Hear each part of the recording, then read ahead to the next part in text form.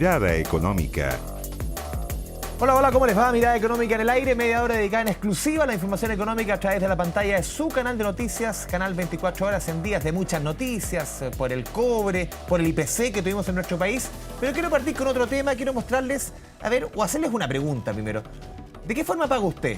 ¿Paga con efectivo? ¿Paga con tarjeta? ¿Con transferencia electrónica? Bueno, el Banco Central realizó un estudio, lo vamos a ver en la siguiente gráfica, la primera que vamos a ver a continuación, sobre la forma en que los chilenos estamos pagando. Un estudio de comportamiento de pago a casi 2.800 personas entre abril y septiembre del año pasado. Se cotejó todos sus pagos durante estos 6 meses. Y vamos con la primera gráfica. ¿Qué fue por lejos lo más utilizado al momento de pagar? La tarjeta de débito, la cuenta RUT, con un 47%. Los billetes, 31%, el efectivo. La transferencia electrónica, un 10%, y la tarjeta de crédito, un 6%. En la siguiente estación vemos cómo cada uno de estas fórmulas tiene un rango de edad y un perfil bien claro. La tarjeta de débito, personas entre 30 y 45 años del sector medio. Los billetes, mayores de 60 años de sectores socioeconómicos bajos. Y las transferencias electrónicas, entre 18 y 29 años, público joven de todos los estratos sociales. Y lo último, se le preguntó a las personas cuánto mantiene de efectivo en su billetera. En promedio, 28.000 pesos en la billetera para contingencias o gastos menores a 5.000 pesos. Seguimos con temas relacionados con el bolsillo. Eso es cómo estamos gastando, y aquí el tema es cómo está el bolsillo y los precios en la economía. Y esta es una muy buena noticia, porque el IPC de junio, lo revisamos durante la semana, cayó un 0,4%, la caída más grande de un año y medio. Hubo una caída en el precio de los alimentos, del vestuario, y ojo, si está pagando algún crédito, la UEF también tendrá una importante caída.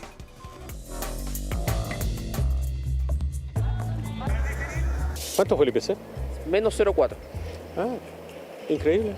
Increíble fue el calificativo usado por este transeúnte. Y como no, el IPC de junio sorprendió a todos. Menos 0,4% cayó el costo de la vida, el retroceso más significativo en un año y medio. Efectivamente, una buena noticia, por supuesto, cuando cae la inflación, sobre todo porque si uno mira las mayores disminuciones están en los precios de alimentos. La canasta de alimentos es algo que todos los hogares de Chile consumen. Así, la inflación en 12 meses cae fuerte hasta 4,1%, cada vez más cerca de la meta que tiene el Banco Central. Un alivio para los bolsillos que se explica por la caída en el precio de la ropa y el calzado producto del Cyber Day, así como también un retroceso importante registrado por varios alimentos de estación. Todos los cítricos bajan en este tiempo. La naranja, el limón. Es de invierno, entre más frío, más limón sale. ¿Hay harto limón en esta fecha? Hay harta naranja, harto limón. Por ser la naranja valenciana, es lo que más se vende, porque es dulce, jugosa y poca cáscara y muy buena. Clarísimo lo tienen estos consumidores. Los cítricos, junto a los tomates, comandaron las bajas en los precios durante junio. A ello también se sumaron los artículos para calefacción y artículos de bebé. Un poco más del 20%, ¿cierto?, lo destinamos a las familias a lo que es alimentos. Sorprende, ¿cierto?, considerando que durante, por lo general, los meses de invierno, las cosechas tienden a estar un poco más debilitadas, tiende a haber menos oferta, pero llama la atención, por ejemplo, lo que está ocurriendo con el tomate, ¿cierto? En la otra vereda, los pasajes en bus, el transporte aéreo nacional, los libros, los plátanos y las bebidas gaseosas subieron de precio en junio. Un alza que, sin embargo, no logró atenuar este IPC negativo que tendrá otro impacto muy positivo en su bolsillo. Con esta inflación va a bajar aproximadamente 157 pesos el valor del OF, lo que es positivo si alguien, por ejemplo, está pagando un arriendo o un crédito hipotecario. ¿Usted paga algo en UF, por ejemplo, Diego? Sí, tengo un crédito hipotecario que todavía estoy pagando. Claudia también aplaude mucho esta noticia, que por estos días se encuentra justamente pagando el crédito hipotecario de su casa en UF. Empecé pagando como 400 y ahora pago más de 600. Sí, harta la diferencia. ¿Eso es por el alza del UF? Sí, es por el alza del UF. Ha subido la UF y ha subido el dividendo todos los meses. Así que igual sirve, aunque sea un poquitito, sirve. Ahora, ¿cuánto va a durar este veranito? No creo que este mes que venga vaya a ser negativa. Y no es que el señor quiera ser pájaro de mal agüero. Esta buena noticia de junio no se repetiría en julio. A juicio de los analistas, es que el mes en curso estará marcado por un alza en las cuentas de la luz que promete golpear el bolsillo de los chilenos. Alza las cuentas. Justamente vamos a hablar de energía. Estamos aquí en el estudio con el ministro del ramo, Diego Pardo. Ministro, bienvenido a Canal 24 Horas, Mirada Económica, ¿cómo le va? Hola, buenas tardes. Gracias por Los temas que vamos a tocar va a ser las alzas de la luz en este presente mes de julio, pero quiero partir con las compensaciones. Este acuerdo entre el CERNAC y Enel, que conocimos durante la semana, ¿cómo toma el gobierno este acuerdo? Se comienza a pagar en septiembre, un acuerdo voluntario. Esto por el corte de agosto del año pasado, porque han habido otras empresas que también llegaron a un acuerdo. Enel fue quizás la más dura, le costó. Claro, a ver, aquí es importante diferenciar. La región metropolitana tiene dos distribuidoras distintas, CGE y Enel, y hay dos grupos de compensaciones distintas, las compensaciones por la ley eléctrica y las compensaciones a las que se puedan llegar por ley del consumidor. En el caso de CGE, las compensaciones por ley eléctrica fueron pagadas en septiembre del año pasado. Y todavía no se termina de tramitar el acuerdo voluntario con el CERNAC. En el caso de Enel, ellos, digamos, litigaron la posibilidad de que se paguen compensaciones por ley eléctrica y por lo tanto eso todavía está pendiente de resolución, y este acuerdo al que alcanzaron con el CERNAC se empezaría a pagar en septiembre. Claro. Entonces en septiembre solamente los clientes de la región metropolitana son 800.000 y un poquito más. Deberían recibir, digamos, estos descuentos en su cuenta que son escalonados dependiendo de... Una buena noticia de todas maneras. Sí, por supuesto, y es un alivio para el bolsillo de las personas y, por cierto, vamos a facilitar todo lo que podamos, la manera de aclarar, digamos, porque también como no son, o sea, CGE atiende una parte de la ciudad, en la otra. Es importante tratar de explicar bien la diferencia para que no se generen expectativas que después no se puedan cumplir. Sí, ministro, hablemos también, lo veíamos en la nota de Felipe Gallegos al final, las alzas en las cuentas de luz del mes de julio, ya Contraloría tomó razón. Se publicó el decreto. Se publicó el decreto. Cuéntanos un poquito por qué, para gente que se está sumando a nuestro programa, ¿por qué se da esta alza? ¿Cómo se explica, obviamente? ¿Va a seguir subiendo la luz? Porque claro, venimos de un proceso que es distinto, que es la normalización de las tarifas. Este proceso tiene otra patita. Claro, lo que pasa es que ahora ya estamos en el proceso de normalidad tarifaria. Y claro, lo que pasa es que como estuvieron congelados los precios entre el 2019 y la segunda mitad del 2024, se perdió de alguna manera este hábito de que las cuentas de los precios de la luz se actualizan 2 veces al año. Y se actualizan 2 veces al año, en enero y en julio. Y en particular, en el de ahora, en el de julio, la variación es del orden de un 7,3%, 7,1% nacional. El rango de ese promedio va entre -4 en la región de los lagos a cerca de 12 en algunas regiones del norte del país. Y la principal razón de eso es la evolución del tipo de cambio. O sea, lo que recoge esto es lo que pasó con el tipo de cambio hacia finales del año pasado y principios de este. Que fue de alza. Que fue de alza. Casi llegó a los 1.000 pesos en algún minuto. Sí. En ese minuto. Es distinto a lo de ahora. Para tomar en consideración con el retrovisor hay que mirarlo esto. Claro, entonces, en el caso de los combustibles no ha habido, o sea, no se observan grandes variaciones. Parece que hemos tenido de alguna manera algunas preocupaciones por fenómenos en Medio Oriente. Ninguno se ha materializado en alzas sostenidas del precio de los combustibles. De hecho, lo que uno más bien observa una pequeña disminución. Hay que esperar que, digamos, que los factores geopolíticos se mantengan, y en el caso del tipo de cambio lo que observamos es que el tipo de cambio se ha mantenido más bien en retroceso. Ahora, claro, la última semana ha sido un poco distinta. Por la coyuntura. Por la coyuntura, pero para que entendamos, digamos, el tipo de cambio terminó el proceso de estabilización en el orden de los 930 pesos. Hubo que llevarlo a 970 con este proceso de ahora, y por lo tanto, si de aquí a fin, digamos, en estos meses se sigue manteniendo debajo de los 970, lo que uno observa que debería haber más bien una digamos, tendencia hacia la disminución pequeña, porque de todas maneras digamos, estamos hablando de decenas de pesos. Pero, sí, ministro, hoy día justamente a razón de esta alza, estaba leyendo una crónica que salió publicada el Diario Financiero. Chile tiene la cuarta cuenta de luz más cara de América Latina, detrás de Uruguay, El Salvador y Colombia. Más abajo nos sigue Guatemala y Perú. ¿Cómo se explica esto? Sí, yo diría, a ver, cuando uno mira, para empezar, digamos, este ejercicio de mostrar lo que pasa en otras partes de la región es algo que se ha empezado a hacer. ¿Es comparable? O sea, es difícil la comparación y es importante hacerlo bien. Ya. Y por eso este ejercicio de transparencia, independiente de los resultados, yo creo que es positivo porque informa un poco el análisis. Durante el proceso de estabilización tuvimos algunas personas diciendo cosas que no eran del todo ciertas. Entonces es importante tener esta información que lo hace de manera transparente y permite que tengamos esta conversación. Cuando uno mira ese registro, yo diría que hay como 3 grupos. El grupo más arriba, el grupo del medio y el grupo de las tarifas más bajas. Las tarifas más bajas, como por ejemplo la de Argentina, están fuertemente influidas por subsidios generalizados, digamos, que no son tan difíciles de separar, o sea, son difíciles de separar del precio. En nuestro caso, el precio y el subsidio van de manera distinta, y yo diría como en esta medianía de la tabla hay muchos países que estamos cerca por decenas, digamos, digamos por precios relativamente similares. Y ahí nos hemos mantenido. Obviamente uno quisiera una tendencia hacia bajar esos precios de la energía, porque precisamente nuestro país es un país que tiene un liderazgo muy importante en energías limpias, que son más baratas. Pero para eso es más bien necesario políticas estructurales y que se van reflejando con el tiempo.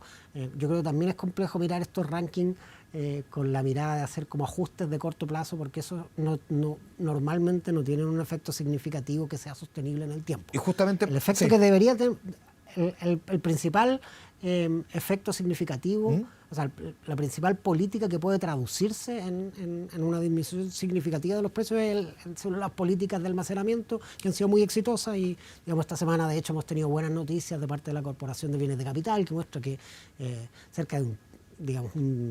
hay cerca de un aumento de un 30% en el siguiente quinquenio en inversiones, la mayoría de ellas relacionadas con el almacenamiento. Sí, ministro, amarrado con esto, con el tema de los precios de la luz, esto justamente da pie para que en el Congreso, por ejemplo, se presente, estaba leyendo hoy día, también salió publicado, un proyecto de ley que es una reforma constitucional para entregar al presidente facultades para renegociar los contratos en empleo. Son contratos a largo plazo, contratos que se demoran en negociar. Y hoy día, claramente, para cambiarlo se necesitan las dos partes. Sí. Aquí se le entrega una prerrogativa al presidente con un detalle: tiene que ser mandatado conforme el mandato de la Cámara de Diputados. Sí. ¿Qué le parece al gobierno esta iniciativa? A ver, yo creo que es importante que nos demos este debate con seriedad, digamos, y eso significa analizar varios elementos. Lo primero, a los clientes se les suministra, se les abastece electricidad con una canasta de contratos. Esta canasta de contratos la puede dividir en 2 grupos. Hay contratos más nuevos asociados a las tecnologías limpias, que efectivamente son más baratos, y contratos más antiguos asociados a tecnologías fósiles, que efectivamente son más caros. En la medida que los contratos más viejos van saliendo de la canasta, uno observa una disminución, que es lo que pasó precisamente a finales del año pasado. Lo que pasa es que todavía estábamos recuperando el efecto del tipo de cambio y del descongelamiento, pero en dólares el precio, el PNP, digamos, el precio nuevo promedio, bajó a finales del año pasado por la salida de uno de los contratos más caros que tenía esta canasta. Entonces, ahí la pregunta es,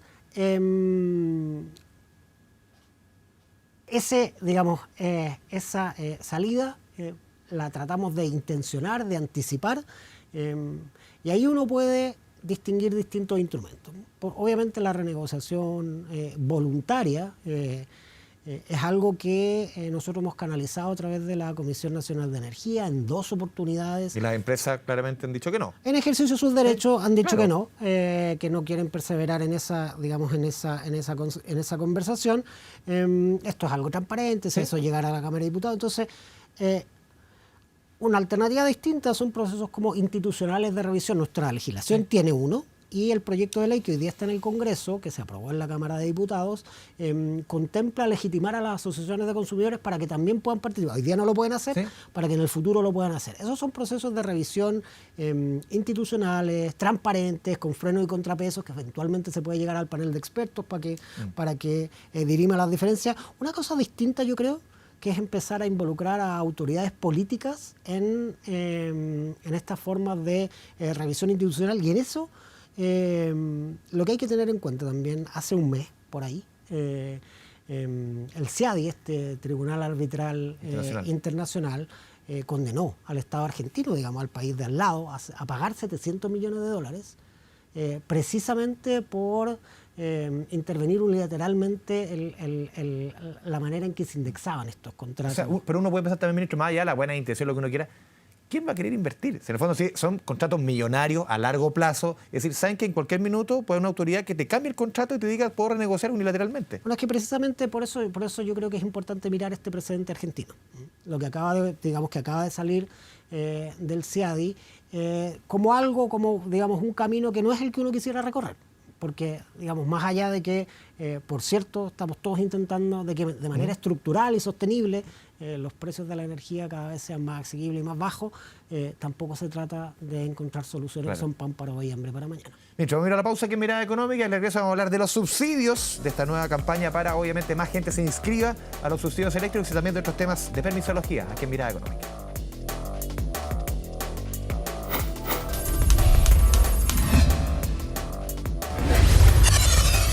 Mirada Económica. Volvemos a Mirada Económica, estamos conversando con el ministro de Energía, Diego Pardo. Ministro, lo dejamos anunciado antes de ir a la pausa. Se inició hace algunos días una nueva campaña para que más gente, familias, hogares adhieran al subsidio eléctrico. ¿Cómo va? Porque claro, cada uno se imagina que el primero fue un exitazo, pero después cuesta ir convocando pese a las necesidades. O sea, a día de hoy, jueves, tenemos como 230.000 postulaciones, lo cual igual es más que el proceso anterior. O sea, tenemos casi 2.100.000 en total, que personas que podrían, del total de hogares, digo. Porque traíamos 1.850.000. Claro, y ahora hay que revisar cuáles de esas son actualizaciones, cuáles de esas son... Pero en términos de postulaciones, 230.000 ya es más de lo que se hizo en el segundo proceso. Lo cual es una buena noticia porque significa que hemos ido aprendiendo cómo mejor llegar a esta población objetivo. Es importante entender que la construcción de una nómina de una política social como esta siempre toma tiempo, digamos. En el caso del agua potable tomó mucho más tiempo, digamos. En el caso de los subsidios al empleo también ha tomado más tiempo. Entonces, esto es un proceso que estamos haciendo de manera acelerada y es importante que esos aprendizajes se vayan reflejando también en mejores, digamos, en mayores números de postulación, y eso yo creo que es una buena noticia. Creo que también yo he estado al menos en 3 dispositivos presenciales que han sido muy útiles en Estación Central, en Puente Alto estuve el otro día, estuve en Valparaíso, claro, con el apoyo de los alcaldes. Nuestros seremios han estado desplegados en todas partes de Chile. El subsecretario estuvo en el norte, también estuvo en algunas ciudades de la parte más austral de nuestro país. Entonces, estos dispositivos presenciales, donde hemos contado con mucha colaboración de alcaldes, tanto de gobierno como de oposición, han sido, yo creo, parte de lo que explica que tengamos más números que en la convocatoria anterior. Y eso, digamos, yo creo que es algo positivo, y empezar por destacar eso, yo creo que es importante, y también por agradecer a todos los alcaldes que nos han ayudado con digamos, ir a terreno, llevar funcionarios. Queda plazo hasta el 15, esto es el próximo martes, y se puede hacer de manera electrónica, www.subsidioeléctrico.cl, con su clave única, o de manera presencial en cualquiera de los locales de Chile Atiende. Incluso si no se sabe la clave única, puede ir solo con su carnet de identidad y se hace el proceso presencialmente en cualquiera de los locales de Chile Atiende. Ahora, importante también, los locales de Chile Atiende tiende a haber aglomeraciones los últimos días del plazo, así que en lo posible adelantarlo mañana. Todavía va a estar disponible, yo creo, Chile Atiende, y van a tener más disponibilidad que los días lunes y martes de la próxima semana, donde tiende a haber más aglomeración por ser los últimos días del plazo. Los chilenos en general dejamos las cosas para siempre. Sí. Lo quiero llevar a otro tema, ministro. Permisología fue aprobado en el Congreso, ya es ley.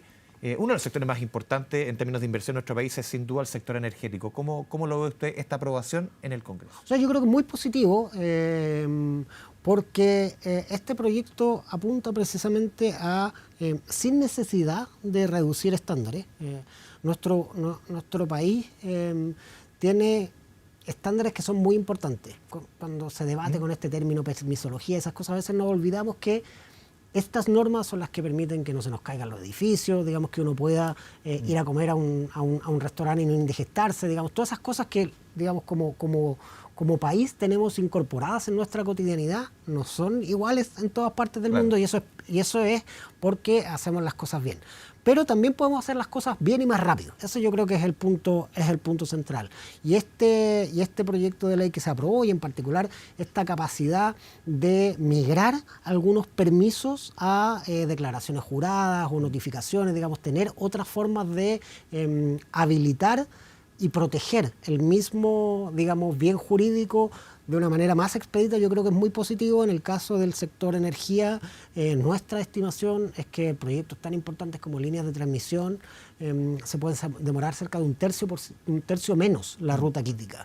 Y es importante entender que cuando hablamos de una línea de transmisión, sobre todo, si están decretadas en el plan de expansión es porque son necesarias. Y de tal manera que cada día de atraso normalmente significa precios más caros de la energía, más emisiones en los lugares, digamos, que están más afectados, como digamos, Quinteros, como Huasco, como Coronel.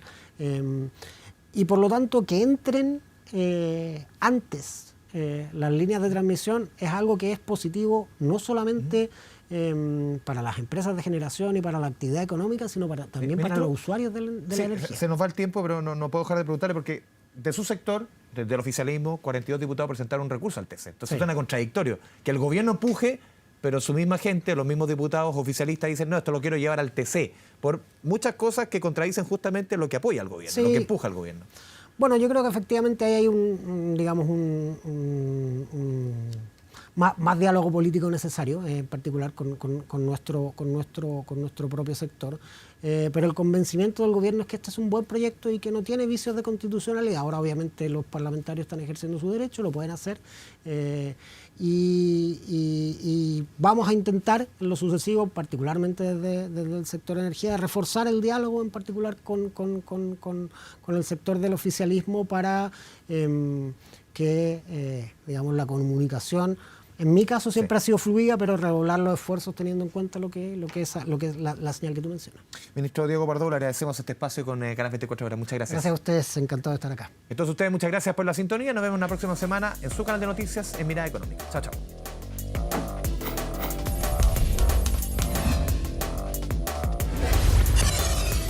Mirada Económica.